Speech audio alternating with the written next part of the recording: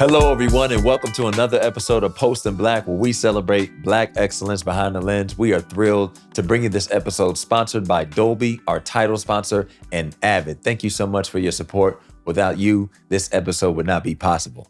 Now, this episode, we are thrilled to have with us today production sound mixer Willie Burton. How you doing today, sir? I'm well. How are you? Thanks for having me. We're doing great. We're doing really great. Just happy to have you here. We've heard a lot about you. I mean, if we've been watching movies, we probably have seen something that you've worked on. Your credits are just incredible. So thank you for taking time out to join us today. Absolutely. Now, Post in Black, we always like to start with an icebreaker. Is that okay? Right. Absolutely. That's all right. All right. Absolutely. We can start with it. Sure. Obviously, we're halfway through this year, 2024. And if there's a day, not just this year, but in your life that you could relive a special memory, what would it be and why? Well, I mean, for me, life has been so good. Yeah. I'm very thankful and grateful for my life. And I tend to move forward.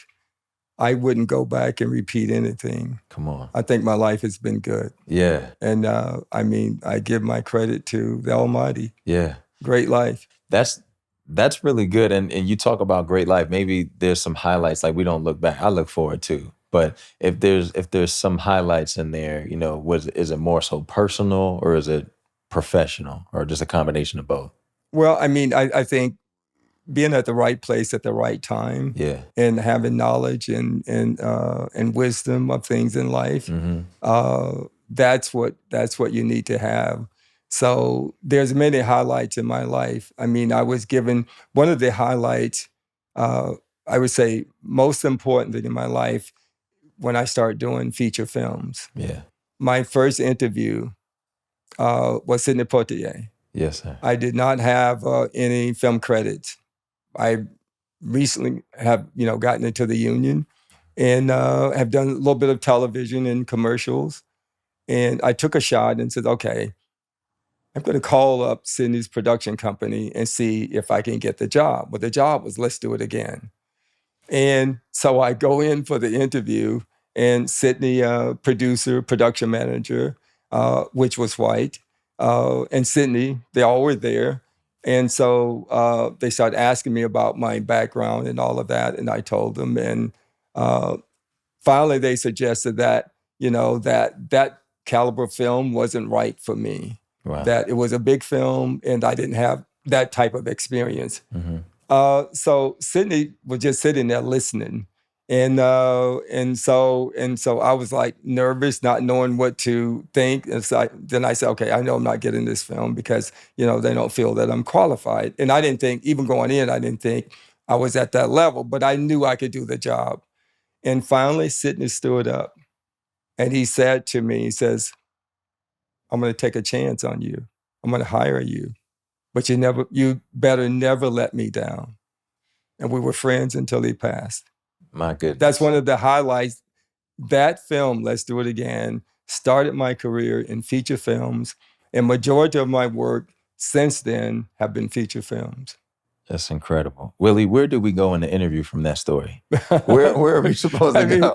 We started? It's one of my greatest stories, and I tell this story all the time. And Sidney were just, powerful. Once the film had finished filming, mm-hmm. They were so excited about the sound. The sound was just that good. And I was happy as well. I knew I could do the job. You knew you could do, yeah. And, even the production manager came up to me and shook my hand and said, Willie, what an incredible job. We were wrong. So it's one of those situations where you get something like that that's just like such an impactful project, impactful start. Right. Obviously that turns, opens other doors, continues for that. Absolutely. What was it about? Because we're going to obviously tap into your background, how you got started. Sure. But what was it about what you did that made it stand out? Like, what is it about sound mixing that makes it stand out, that in a way where they said, we need Willie on the film? Because again, as I mentioned, your credits extended. That goes from that to that. I mean, we can go down Academy Award nominee, Academy Award winner. You know what I mean? Like, just sure. What do you feel in your mind, in your opinion, that makes it, or that stood out in that film in general? Well, I mean, most important thing when you're working on a film is doing the best job that you possibly can, and making sure that if something is not quite right, making sure you communicate with the director where that, you have a chance, another shot at it and all of that. But it comes down to post-production. Yeah. When you get in post-production gets my production tracks. And when they finish, they'll say, we only loop a few lines, which is ADR, automatic dialogue replacement. And it's, I said, well, okay, it was incredible. Majority of the dialogue was usable. That's what makes you get to another level where the word get out that Willie Burton can do an incredible job and we don't have to do a lot of ADR, a minimum ADR. So that right there, take you to the next film and the next film. And also along with your reputation, because when you work on, Hollywood, you're only good as your reputation in Hollywood. Very true. When you work on a great film, a good film, Hollywood sees that. They want you on that project. They want you involved.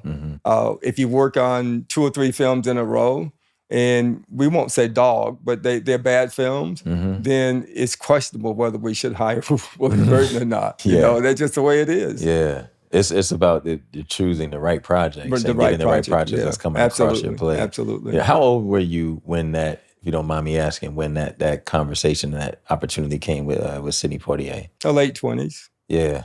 My goodness. I became a sound mixer in my late 20s. In your late 20s. Yeah. Yeah. How did you get your start? Where'd you grow up? I grew up in Tuscaloosa, Alabama. Tuscaloosa, Alabama. All right. And coming out to Los Angeles, what was that like? Did you ever dream of working in the film industry when you were younger? Was it a desire to, or was it something that you saw? Was it Sidney when you were younger seeing like, oh, maybe one day I can work? Was it that, or just happenstance? Well, I mean, for me, it's, of course, my cousin, was a manager of a movie theater. Yeah. And I would get into movies, watch movies for free. And so Sidney was one of my idols. And believe it or not, Elvis Presley was another one. Because Elvis Presley in Hollywood and all the stuff he was doing and performing and, convertible cars. And I thought, Hollywood, this would be a nice place to be. As a young boy. I mean, I thought this is pretty incredible. But had no idea that this would ever happen. But the most important thing that happened to me is that high school, I was trying to figure out, what am I going to do in life? I didn't really know. Yeah. My friends, my classmates, some of them played pro, football, or they were going to go to college. They had scholarships and all of that. Right. I didn't have that. And my mom and dad was on the poor side. They didn't have any money, even though my father worked for Stillman College as a security officer. He wanted me to attend college there, but I wanted to be in the technical areas, not in science and social studies and all of that. But one day, I was walking by this radio station. It's the hottest radio station, R&B station in Tuscaloosa, Alabama. Wow. They was playing the jams. And it was so cool. I just, this is cool. I mean, you just want to dance. You're outside, you're listening.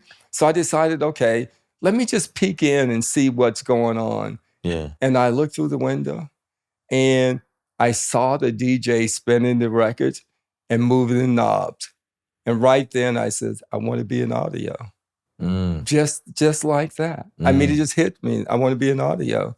And my school offered a program called Diversified Occupation. Wow. Where you could pick a field of your choice and get credit for working in the community, which I did. And I worked in a radio and television station. Leave school, go for 2 hours. I get credits for that. Wow. So when I was like 16 years old, I could repair radios and television. My goodness. So my whole thing was, and it wasn't so much audio then, but all about electronics. So it's like, okay, graduating from high school, where am I going to go? What am I going to do? And believe it or not, it was New York or California. Yeah. And I said, I can't survive in New York. I don't have any money. I don't know anybody. So, but I had a cousin in California, in Long Beach, California. I called him up and said, if I, come out, could you help me get a place to stay and all of that? And he said, yeah, I'll help you get set up. And I left Alabama with $50 in my pocket. And I came to Long Beach, California. He hooked me up with another guy from Alabama, had a studio apartment. I stayed with him. And And that's how I came to California, and didn't have any money, real money, but we ate white bread and bologna, man. And No mayo, couldn't afford the mayo, the mustard, man. No, well, that's how I survived. Yeah. So I thought, okay, I can get a job in working in radios and television. I was 17 years old, but no one was going to hire me. First of all, being African American. Second of all, being 17 years old, who's going to hire me? And I thought I was a big deal, and then I realized I was nobody. But the thing about it, I walked past this car wash every day. I said, I can't be washing cars. But I had to end up getting a job at a car wash. When I got the job at the car wash, I was able to start school. I enrolled in a technical school in Linwood, California, and then electronic test technician. And from there, I went to Compton College. From there, I went to Long Beach City College, enrolled in an electronic technology engineering program. Then I decided, I don't want to go 4 years because maybe I don't want to be in electronics. Maybe I don't want to be an engineer. And I got a job. I was able to get a job for the government, Department of the Navy. And I was hired in the engineering division, combat system division, like Long Beach Naval Shipyard. And I worked in engineering. Great job. Yeah. I was considered an officer, and I worked on that job for 3.5 years. But it's funny that after 3.5 years, it came back to me that I wanted to be in audio. You wanted to be in audio. And that's when I started applying in Hollywood. I mean, people wouldn't take my call. I wrote letters. I did all kinds of stuff. Yeah. But finally, I was able to meet the right person, a business agent. And finally, I was able to get in. And I've never looked back since then. Never looked back. No. You have an incredible story that you just shared, obviously just from coming from Alabama. Right. And then having a cousin and just, having it in. Right, and then right place, right time. Right, sure. All the skills, would you say that you learned Compton College, the technical trade school, you still use them even on some projects that you may have worked on recently? Well, yeah, because I don't get heavily involved in the technical side, but the thing about it, when you're on the set and something goes wrong or a piece of equipment goes bad, I mean, I think quick. Okay. Check this, check that. You know what I mean? I don't have to think about it.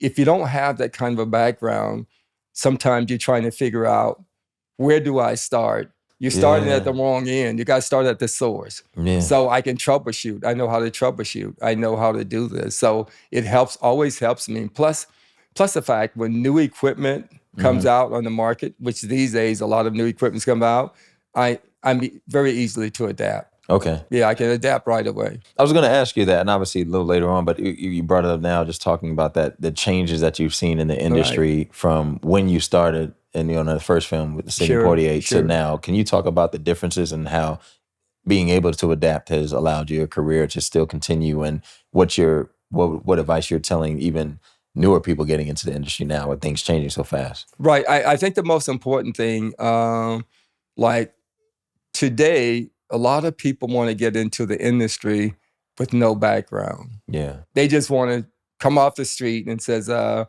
of fact, a friend of mine called me the other day and said, my daughter wants to be in sound. I said, what's she been doing? Well, she's been acting. She wants to be in sound? Yeah. Does she have any kind of knowledge or background? Is she sure? No. Yeah. But see, and that's okay. But if you want to be in sound, then you need to take some courses, go to some seminars, do certain things like that. And for me, in the earlier days working in sound, we had to record on a mono equipment. Yeah. Let's go with the mono Niagara, the Niagara 3 or the Niagara 4, the mono equipment. So no matter how many tracks or microphones you had out, you've got to mix that on a mono. Yeah. I remember doing a film with Richard Pryor, and he brought in the Commodores. It's like five pieces of five people group singing and all of that. I've got to mix this and go mono. Yeah. There was no even no 2-track, there's no stereo. Yeah. So that's how I started. And you learn really how to mix. Mm-hmm. You know what I mean? Really, and from how that to point, mix. you really have to learn. And when Yeah. the 2-track came out, oh my God, this is incredible. Yeah. Then the 4 tracks, I Yeah. mean, you get so excited. Yeah. Oh my God. You're like, wait, I don't have to do all of this? Don't have to do, even though I still mix, but Right. you don't have on a mixed track, but you don't have to do quite as much. You know what I mean? Right. If you miss something, it's on the ISO track, which makes it incredible. And now I have a Diva 24 track.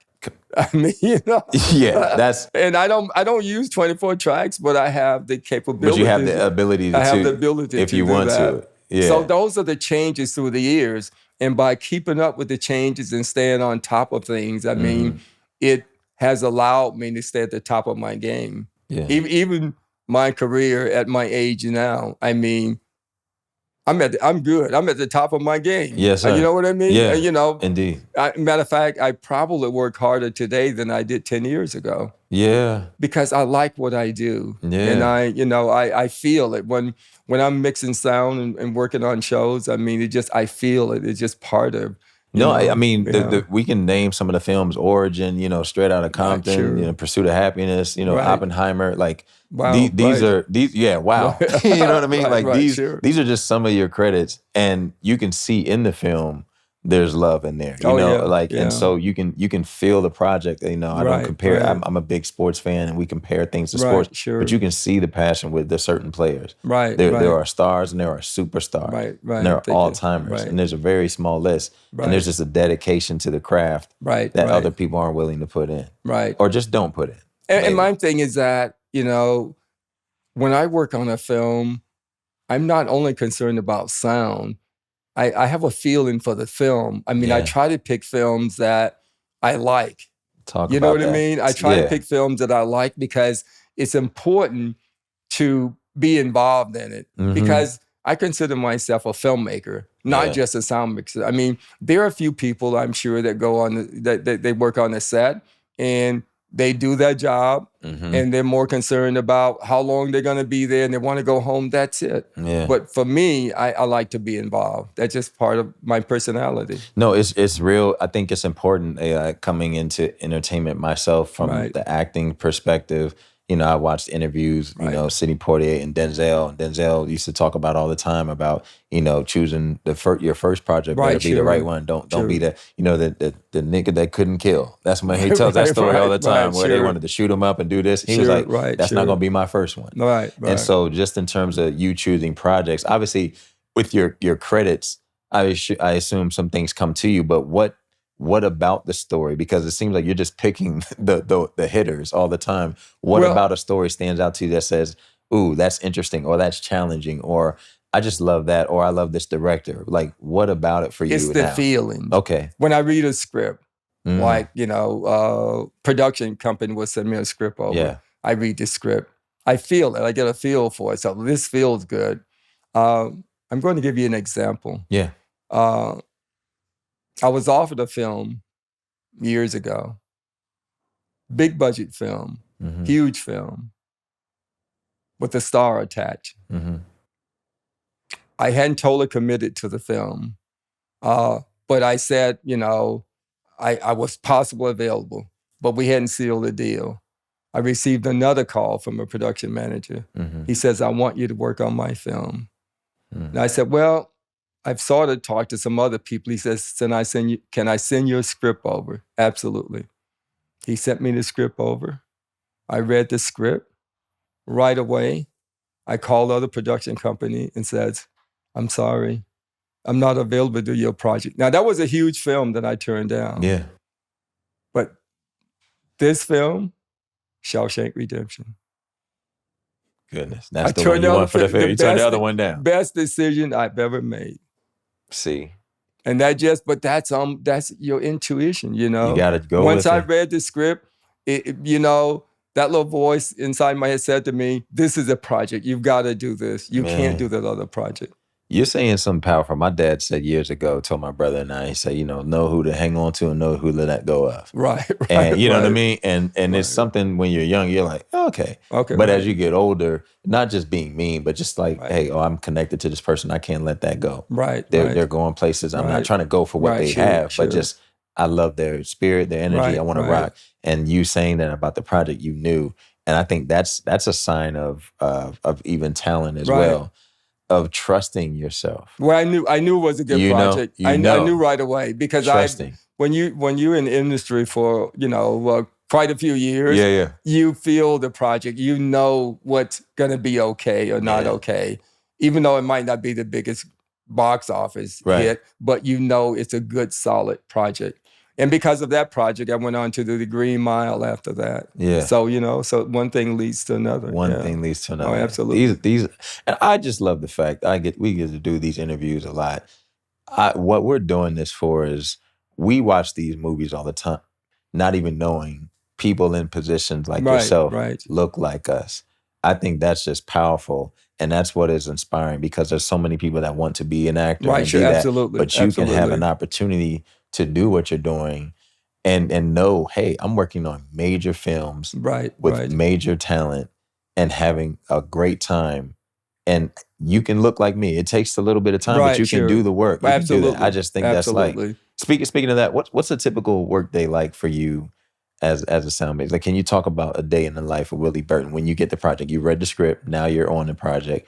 What's it like for you from maybe the start to finish in terms of the way you work? First of all, I'll read the script. Mm-hmm.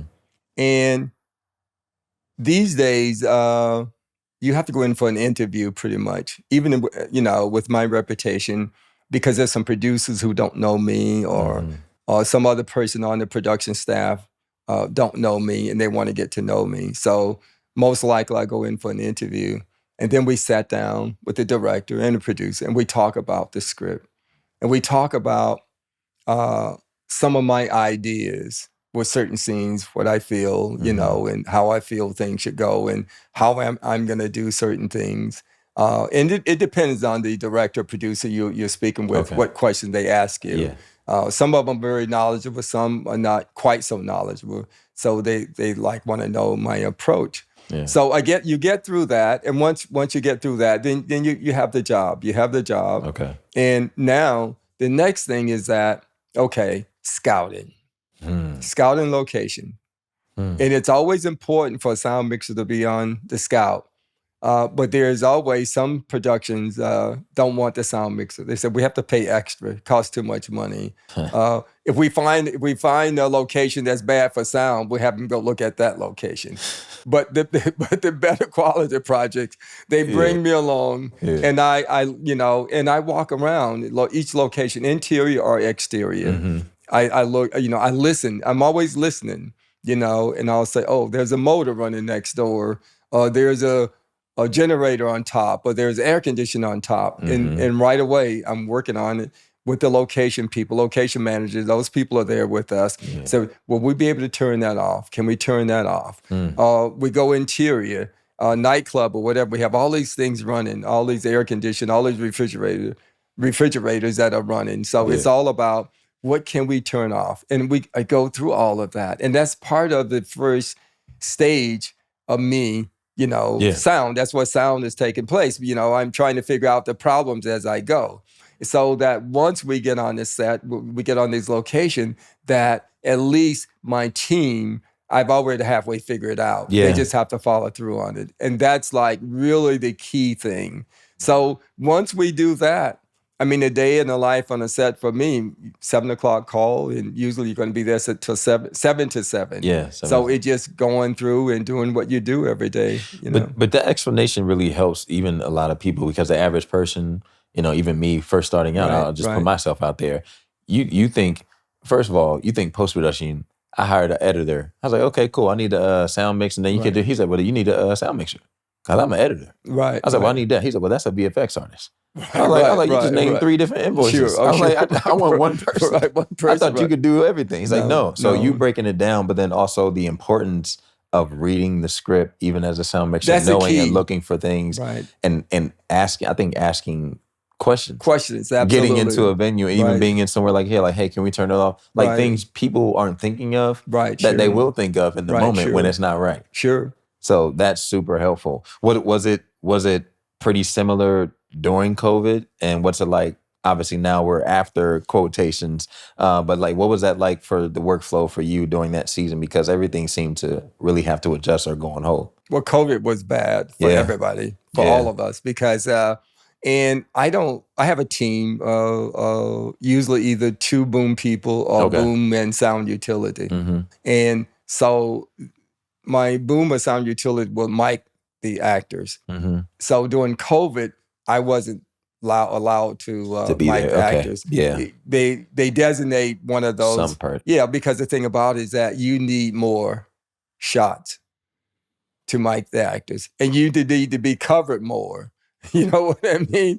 Not just a mask. Sometimes you need a shield over your head. Yeah, remember those days. So all of that that we had to do during COVID. Yeah. So COVID was a very difficult time. Yeah. And it slowed things down quite a bit. Yeah. But we got through it, and now it's more or less back to normal. Even though you have to make sure, that that with the actors, you have to have that rapport, and you have to make sure that you don't get all in their face and everything. Exactly. Yeah. You have to stay your distance and everything. Yeah. But but it's different. We're switching gears, but it's kind of in the same lane because you're talking about getting close to the actors and having a rapport with people. You started, and obviously you had the stamp of approval from Sidney Poitier. Right. And you also said, don't make me look bad. Right, sure. But what was it like being a Black man? Because I'm assuming, but I'm pretty sure there wasn't many people, if any, that looked like you No, at all. No. And now you're in a position, and it's like, who brought him? And now you're having to do this, and there's a lot of pressure. What was it like being the first in that situation? And I'll just answer that right now. Ask that question before I ask my follow-up to that. Well, for me, because I grew up in the South, and I'm a very humble person. Mm-hmm. And it wasn't a big deal for me. More or less, I was just excited to have that job. Okay. And excited that Sidney hired me. Yeah. But I didn't look at it that I'm all this and that. You know, that's not me. It's just like, I'm just here working. But believe it or not, that working on the lot,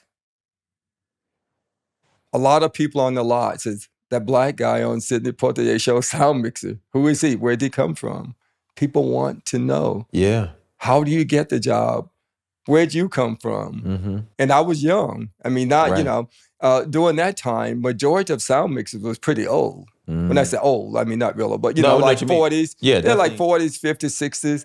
And my peers had said to me that I would not be able to be a sound mixer right away because it was a seniority system. Group 1, Group 2, Group 3. It takes so many years to do this, so many years to cable, so many years to boom, so many years before someone will make you a sound mixer, promote you to a sound mixer.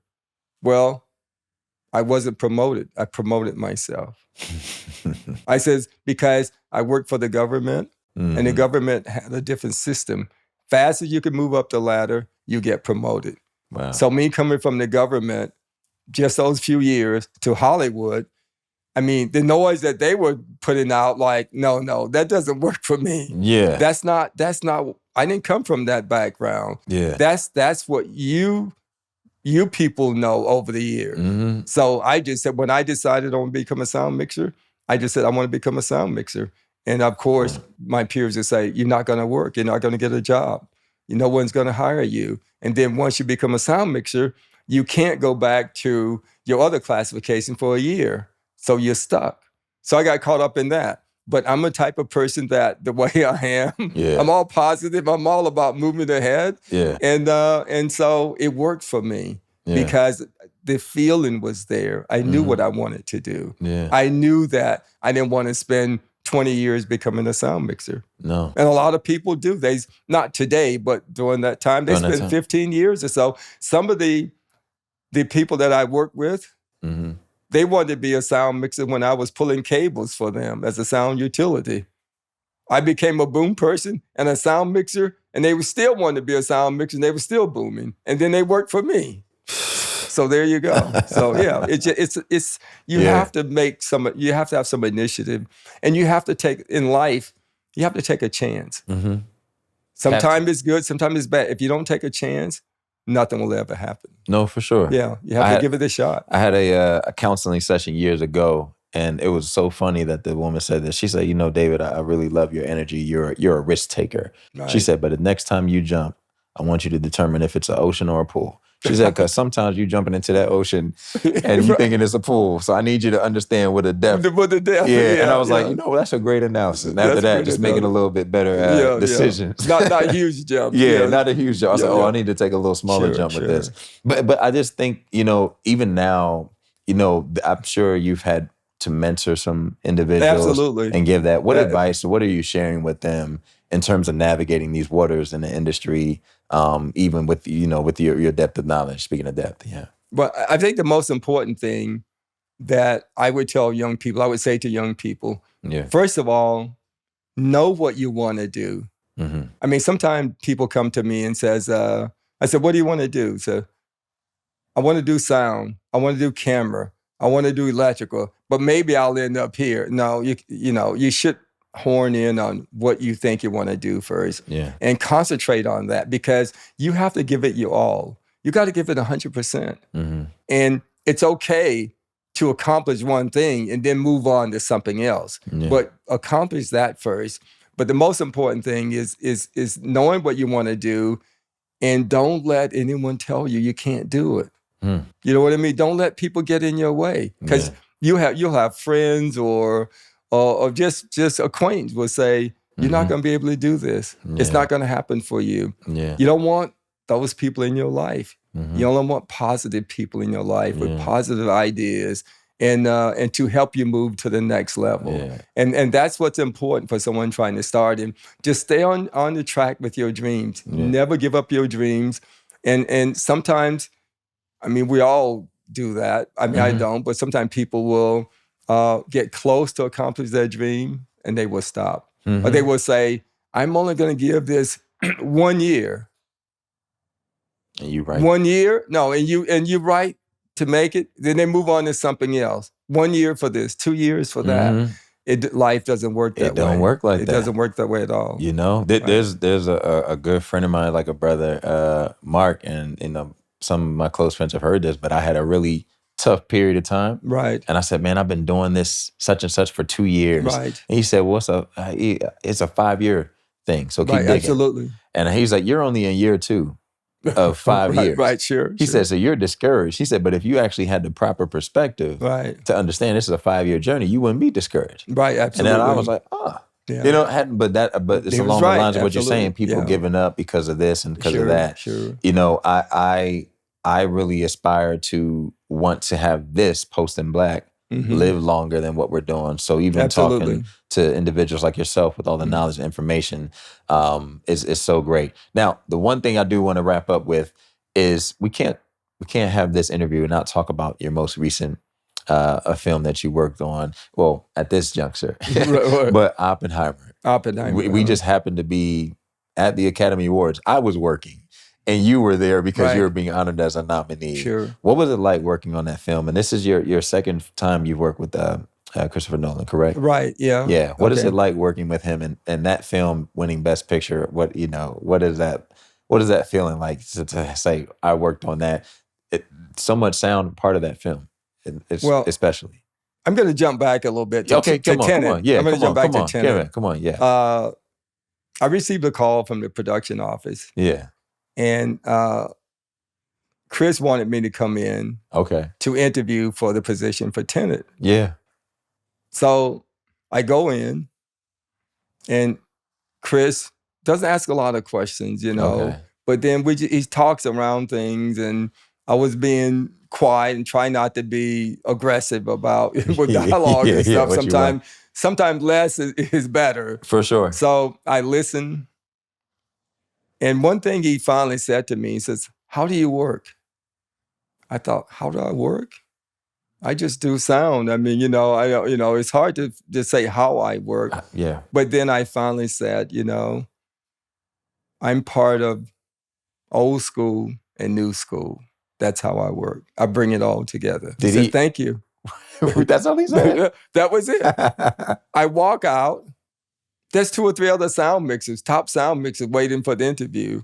I'm thinking, oh, I'm not going to get this job. I mean, you got some other top guys and everything. A week later, I got a call and said, Chris wants you to work on his film. Wow. I mean, I was just like shocked. But one thing, getting to Chris is mostly old school. Okay. We started out, the first day of filming, we're used to, wireless mics, wireless booms, body mics and all of that. So my boom man is on a wireless boom, booming into dialogue. Chris looks at him and says, where's the cable? What cable? Yeah, no, we don't use wires, no, cable. Everything has to be hardline. Wow. So now this is after he didn't say this in the meeting, in our interview. He didn't say anything about that. So now I've got to order all these long cables and stuff. And Chris wants all his actors to use a hard wire and do them on a boom. Now, once in a while, I do have to cheat and put a body mic on someone because I can't get to them, whatever. Yeah. But that's how he works. And one thing about it, like the IMAX camera is always so noisy, but Chris is so concerned about sound.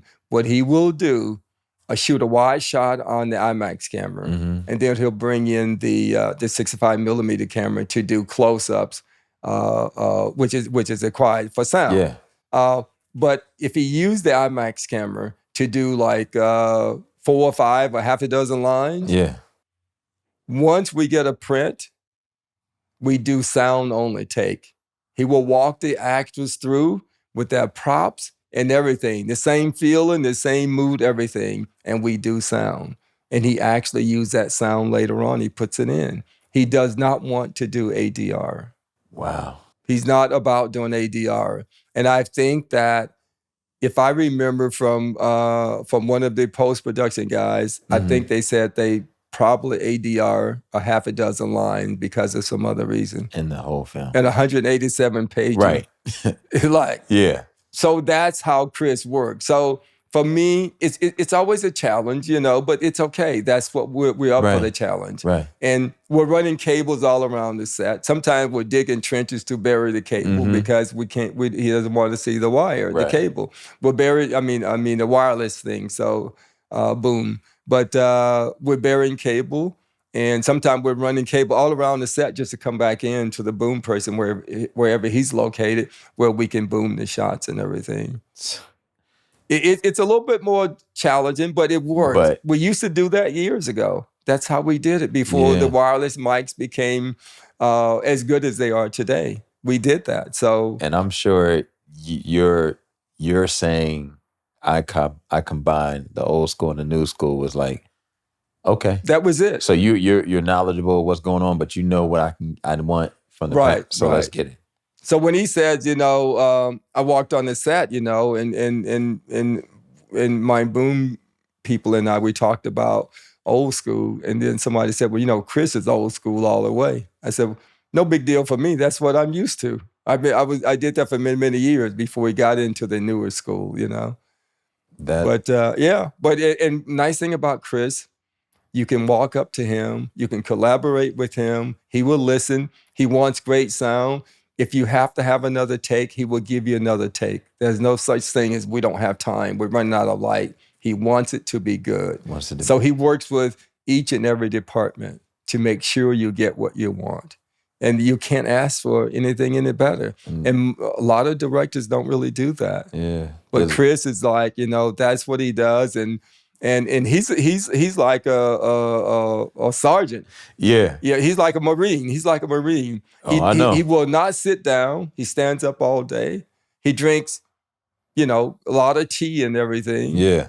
And but he just, and I said, Chris, I don't see you going to the restroom. I mean, a lot, but I don't know where this tea goes, but but that Chris is a real, he's one of those guys, man. He gets in it. And he gets in it and he wants you to give it your all. just like he give it his all. He wants you to give it your all. And you can't ask for anything any better than that. I mean, No. it's what makes it work. You feel good. You feel like, even on Oppenheimer, Yeah. we knew we were doing something good. The only thing about it, I didn't know how good, because it's like two movies in one. Right. And I didn't really totally understand how this was going to be put together. But when I saw the movie for the first time, I realized he made the music and the sound a character. It's a character. It's a character No, in the for sure. movie. Yeah. How incredible is that? I mean, I'm sitting there, this is a character, but I didn't know that was going to happen. It's a skill. It's a skill. That's it's a a gift. skill. And it's a gift. That's how good he is Yeah. with his team. I mean, he relies on his team, Right. but that's how he works. And it was pretty incredible. I mean, I think we all still in shock how much money the movie has made. No, that was what got the movies back. Right. Oh, going. yeah. That Oppenheimer, The Barbenheimer. Barbie, Oppenheimer. That was crazy. Sure. Yeah. Willie, we could talk to you forever because of just your plethora of knowledge and information. But first, I just want to thank you on behalf of myself, my brother, the Post and Black team, Made for More team. Just thank you so much for your time today. We truly appreciate you. Is there anything that we can keep an eye out for you in the future that's coming up that we should be heading to the theaters or TV to see? Well, I mean, the only thing I have out now is Beverly Hills Cop 4. Yeah. But that's Netflix, yeah. Do you guys know that he said only thing that he has out? Well, last year I had like 4 movies out. This year, but I do have Captain America coming out. All right. Yeah, I did Captain America. Yeah, that should be out sometime this year as well. Captain America and Beverly Hills Cop 4 this year. That's all I have. Yeah. But I'm slowing down now because I'm moving in a different direction. So I'm slowing down from sound. Right. So well, we're gonna move with you and stay tapped in to anything you do. And just thank you again for your time. Absolutely. Thank you all for tuning in to another episode of Post and Black. This has been a very special one. Thank you again to our sponsors, Dolby and Avid, for your support. Please make sure you subscribe, like, share this episode with all of your platforms and your audiences, and make sure you stay tuned to the next episode. Until then, see you next time. Thanks again for tuning in.